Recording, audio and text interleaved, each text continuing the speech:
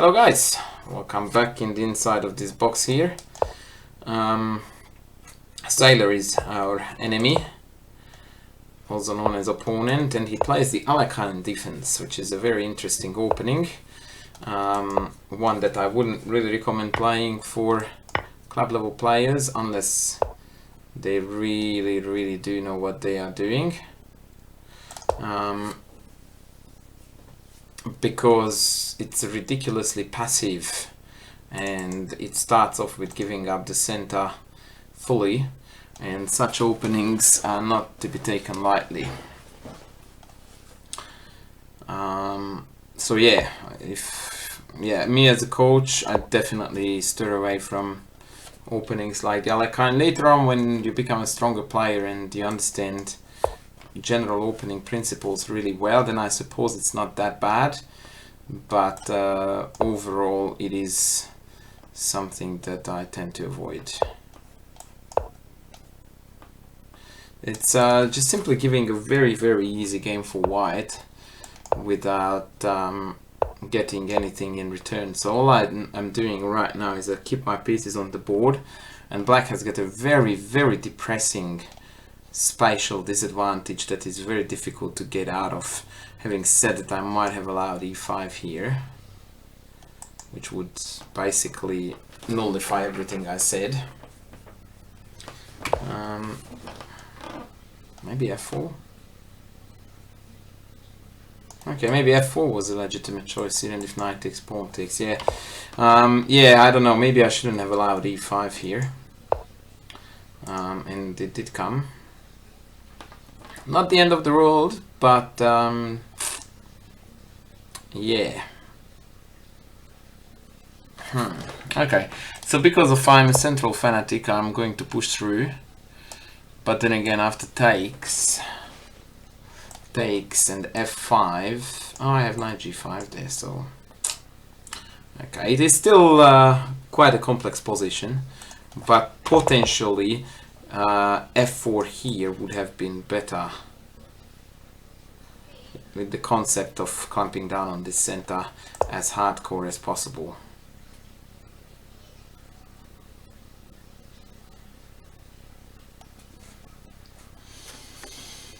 He has to be a bit careful because now I'm threatening with takes and then pawn up, which he prevented by pushing through. So now we are about to have a very closed pawn structure.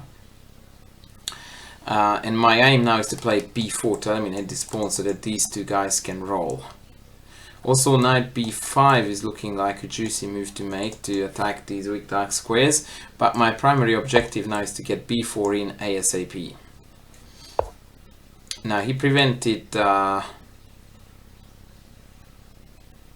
g5, so this is actually a very interesting middle game battle, and the plans are very different in their nature, in the sense that black wants to advance in the center, and if he gets to do that, he gets a really good position, and I want to destroy him on the queen side so that my pawns can roll, and if I get to do that, I can destroy him.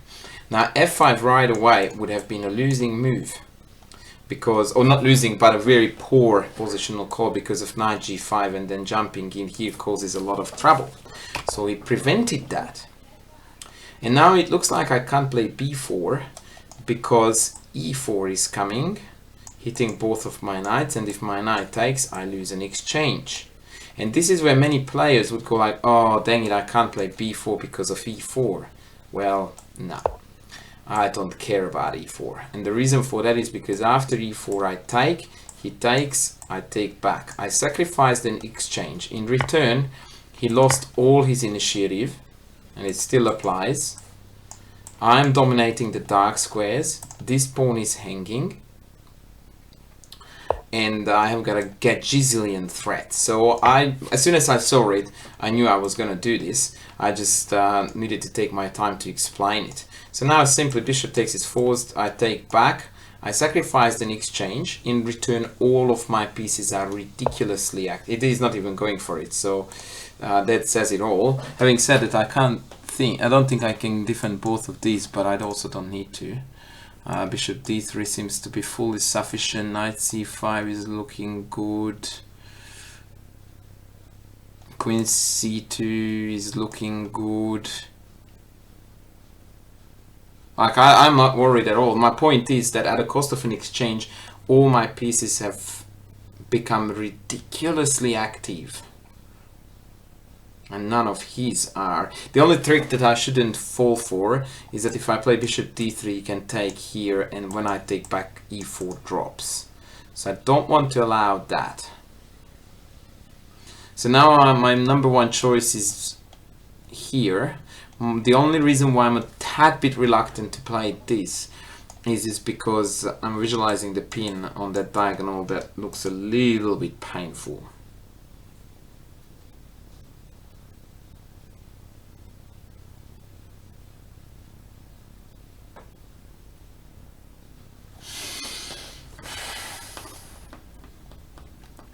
The only thing I'm not concerned about is this take. Like, I can't really wait for that to happen, for which reason I'm even considering the drop back here. And the reason why I don't like the look of that one is because of f5 and then f4, and all of a sudden this bishop has been compromised.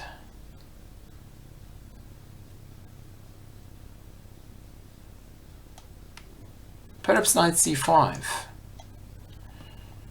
Bishop takes, queen takes, the knight can't take. This is hanging.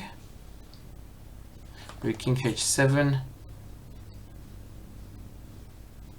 But then my knight is exactly on the very square where I want to push my pawn. This is a key position in my opinion to make sure that this is where I need to make the right call.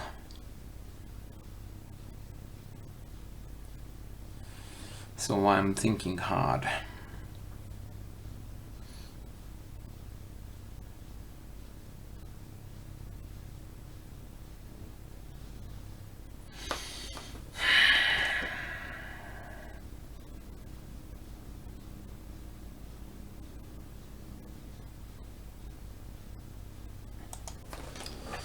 Queen c2, bishop takes, rook takes, knight e5 was my concern. Although d6 takes, bishop takes, that's hanging. Yeah, I'll go with this, I reckon. Yeah, so once again, I don't care about bishop takes, and I just noticed here that after bishop takes, rook takes, this knight actually can't move because then I can take this for free due to the pin. So this is actually looking rock solid now. So bishop takes, rook takes, and if he defends the pawn, then I will just play bishop d4, totally dominating all the squares this knight can go to, and black has essentially been paralyzed. So at the cost of an exchange, none of his pieces can move. I will take that trade any day of the week, and you can see that he is very, very aware of that too, and he's trying to avoid this trade as best as he can. Now the trick, however, is that now I can play bishop c4 because the knight takes c4 trick is no longer working. So bring it on, baby. And my bishop potentially can stand better on d3, looking down that way too, rather than awkwardly hanging on the e file. So I'm looking happy. Yeah, this is looking really good. I mean, I'm a pawn up, so eventually he has to do something because otherwise he'll just going to die to these pawn pushes. So he will either have to commit to taking the exchange or do something that I'm not seeing what it is, because otherwise he can't hurt me. So overall, once again, there was no doubt in my mind that I would go for this. And this is a typical thing that I see all the time in my students' games, that in a position like this they would go rook here, and I would ask why? Because I wanted to prepare for b4. But did you look at whether you could play b4 or not? Yeah, I did, but then after e4 I'm losing an exchange, and they would stop here, not actually looking into, but what happens after the exchange has been traded off? Bishop takes, rook takes, none of their pieces can move. And once again, you can see he's trying his mighty best not to take that exchange, but I think that the longer it drags out, the worse it's becoming for him. Um,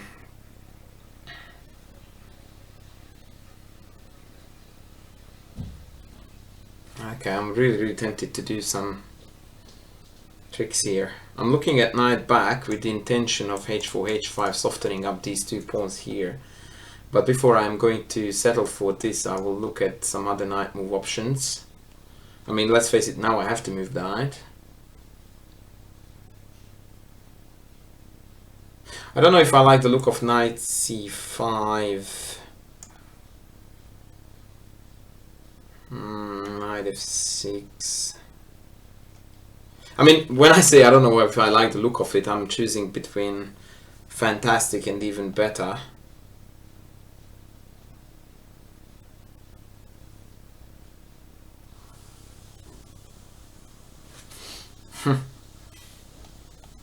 So the trick is after knight c5, if he takes me on a1, I take him back. And now if he takes, then pawn takes and both bishop takes are ridiculously strong. Because that is hanging there too.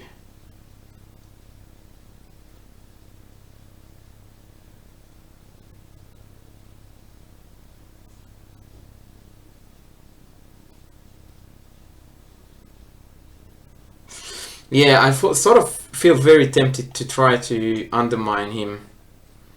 I don't know. I'm pretty sure the computer wouldn't agree with this. Yeah, I will drop back because I want to experiment with this thing. So the idea now is that after takes, he has got a pawn hanging here, and he can't move his knight because of the a5 pin. That's basically a motif I'm highlighting for the 5th time, but it's a very important feature of the position. Now I'm also threatening with push, which he can never take because then I fork the 2 pieces, and if he doesn't take it, then c5 comes with the tempo, and then bishop c4 comes with the tempo and a pin. That's game. And as an additional threat, now I have got h4, h5, which would break up these 2 pawns, and if I were to come in from f5, golly gosh, he's dead. One thing I haven't mentioned yet, which is probably worthy of a little attention, is that now b4 is hanging too, but then again, if he takes on b4, I can move the rook away from hanging and then probably push c5. If he takes and queen takes b4, that seems to be abandoning this king way too much. But again, I have to be very careful about the exacts, because if bishop takes, knight c5 is beginning to create a rather dirty blockade. But again, rook b1, queen a4, queen c3 is creating a mate threat already. And once again, his king side, as I said, has been abandoned very drastically. f4. Now, I 100% did not see that one coming.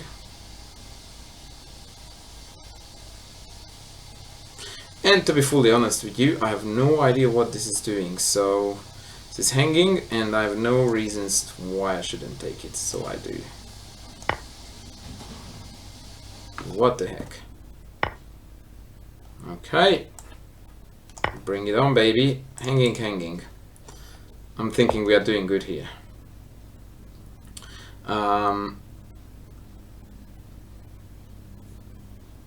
All the way up to this point when I'm going to facepalm myself really hardcore, because I didn't see this beautiful double attack, speaking of being tactically alert. Now the only reason why I shouldn't really be worried about this is because normally the nature of chess is that when you have got pieces like this that are totally useless, then you shouldn't have opportunity for tactical tricks. And when you have got a reasonably well organized army, even when your dudes are awkwardly unguarded, you do have a resource. In which case this queen c1 ticks all the boxes. And now once again exchange down, but my opponent has got no king to speak of, and I have got a raging attack. All of my pieces are looking onto that king, so the end is near.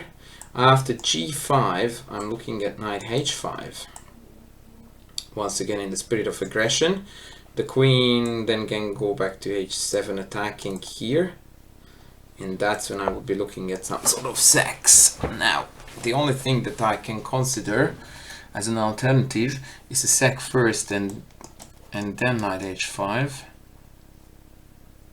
Oh man, this is so much fun.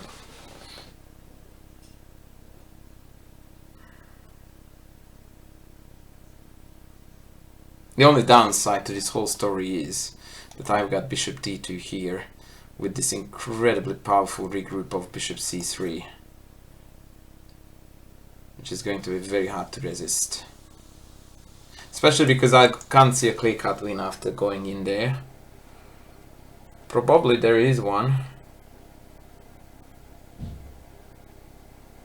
But it just seems pointless to even look at that when I've got this move coming back and then regrouping the bishop on this deadly diagonal. So this is how inevitably it was going to very badly backfire on him to give up this exchange, because that bishop was really important in guarding this king. And please note that in a position like this, when it comes to considering material, I would consider myself to be material up, because this bishop is a total killer, an absolute boss.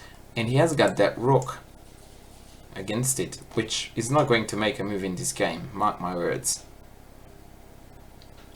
So essentially, my view on this material consideration is that I'm material up, not down. All of my pieces are heavily involved in the action, and none of his are doing anything. And in fact now, because of bishop c3 has been played, I'm threatening with taking this and then giving 17 different kind of checkmates. And now, yeah, basically he's tumbling from one mate and one tempo into the next, which is very awkward for him. I'm too lazy to calculate, but I'm rather convinced that there is a mate here. So if I... Oh, come on, man! Give me a chance. Alright. Analysis board. Quickly, how do we mate him here? So my plan was to take. And if takes here... I'm checking here, and that's where I got stuck for a second because I didn't see this mate. Okay, that was lame! Alright, let's go through this game very quickly. Once again to see what it was all about. So he played a very passive opening where he granted me the whole center. I then should have probably hung on to the center by f4. Mostly because after takes I can take back this. Please note that this take is horrendous, because after c5 the pawn seems to be breaking up. Although when I say horrendous, even this one actually looks okay, because I have got this e6 thrust. So even this one was probably playable for white, but on principle I would have taken that back like this and would have played against this really bad bishop now that is basically blocked in by this pawn, by these pawns. And please note that this is a pawn structure that is difficult to break. Occasionally they do this trick, but even if I let the bishop out, again this pawn structure is favorable to me, because these are now in two islands, and both of my rook and this bishop is going to be very powerful in this subsequent endgame middle game. Maybe it was a better choice than dropping back, but again, here he really should have taken rather than pushing through, because in my mind, my plan here is way faster than his. And the key moment is here not to muck around with guarding anything. Go for it and let this happen, because once again, after the thematic takes, look at that, my queen is killing on the diagonal, this pawn is hanging, and after something like king here, I can simply just play something like rook d1, and then c5 is going to be absolutely deadly. Like, that is just such a juicy position to play. Just rook in here, c5 is already trapping this knight on b6. Look at how ridiculously active my pieces are. Knight can't move to make way to this knight, because then I'm coming in with a discover check. If f5, I can jump into d6, and again c5 is pending, ridiculously powerful threat. It's just an awesome scenario where you can see that material is irrelevant in light of the very active pieces. So he tried to dodge this and create additional threats, and he was doing it quite well. Credit to him for that, but every single move he's made came with an additional weakening. And yeah, admittedly I didn't see this takes queen f6, which was really, really embarrassing that I didn't see it, but it's totally harmless because of queen c1, and everything is totally fine. I don't want to sound like full of myself and like, yeah, I will try to turn this fluke onto like, yeah, I saw it and all that rubbish. I didn't. But once again, generally speaking, an army that is so very well developed and covering the center ridiculously well versus an army that has scattered pieces all over the shop, it's hugely unlikely that you can fall to tactics. It was luck, but in some ways it wasn't. That this position is not meant to lose. Me as the player not seeing it, shame on me, that's a different story. I shouldn't have blundered this, but the position itself is bound to be a winning one for white. So it was a fortunate or lucky coincidence that me, the Mr. Blunder, happened to do it in a position where I literally can get away with anything. And sadly he called it quits before this move could have happened with a force mate with check here.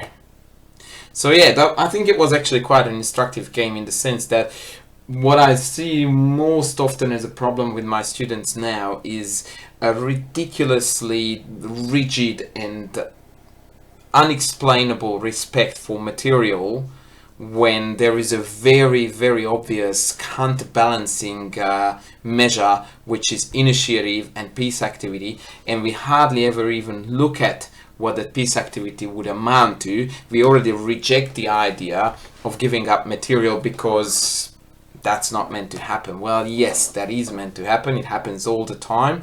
And my message to you and to my students all the time is that if I have a choice between initiative over material, I almost always go with initiative. Throw away a pawn, an exchange, whatever, for the sake of having active pieces, sign me up. Any day of the week, I would go with that. It's easier to play, it's easier to win with scenarios like that, and it just feels like I have got freedom. I have got room to create. That's where I can shine, where I can enjoy my pieces. I don't care if I have got one fewer rooks. I told you this guy was not going to make a move, and it didn't. That's his advantage, that rook in there. That rook that can't move because of the bishop, that can't move because of the knight, that can't move because it doesn't have any squares. And I have got this bishop in return, murdering the guy. And actually, this bishop was basically, in the end, the winner, because it allowed me to deliver this mate. I hope you guys liked it. I think it was a really instructive game, and yeah, it's a bit of a shame that I couldn't play a rematch with the guy, but I really wanted to get into the analysis of how this whole exchange sack worked and why we should never ever, I actually am still going to probably make a video about the so-called preparing moves or preparation moves that are so often seen in my students' games where they shouldn't be played. And many would have played here rook c1, preparing b4 when b4 was fully the best move in my opinion in the position. Alright, enough of me now. I hope you guys enjoyed it, and I will be back with more soon. Bye.